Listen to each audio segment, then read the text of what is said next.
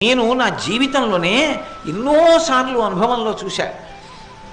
నా పిల్లవాడు నా కడుపులో ఉన్నన్నాళ్ళు మీ ఉపన్యాసాలే వినేవాడండి. నేనేదో గొప్పవాడిని మాట అంటలేదు, వాళ్ళకున్న భక్తికి చెప్తున్నాను అంతే. అవి ఋషిప్రోక్తమైన విషయాలు కాబట్టి నేను చెప్పానని గొప్పవలేదు, అవి ఋషులు చెప్పారు కాబట్టి గొప్పవయ్యి. అవన్నీ విన్నాడండి. మా అబ్బాయి పుట్టిన తరువాత కూడా వింటుంటాడు. విచిత్రం ఏంటంటే ఎప్పుడైనా మీ ఉపన్యాసం సీడీ పెట్టి ఆప్ చేస్తే పెట్టమని ఏడుస్తాడని చెప్తుంటారు కొంతమంది తల్లులు నా దగ్గర. నేను నిజంగా చూశాను నా జీవితంలో. ఆ పిల్లల్ని తీసుకొస్తే వాళ్ళు చిన్న చిన్న పిల్లలు, వాడిని నా తొడ మీద కూర్చోబెట్టుకుంటే వాడు నేను మాట్లాడుతున్నప్పుడు నోరు తెరిచి నా వంక అలా చూసి నా నోరు నా కంఠం తడుగుతూ ఉంటాడు.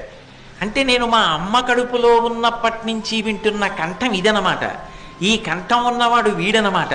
వాడు బోసినోరు తెరిచి అలా చూస్తూ నా వంక ఆ నోటిని కంఠాన్ని తడుగుతుంటారు పిల్లలు. నా జీవితం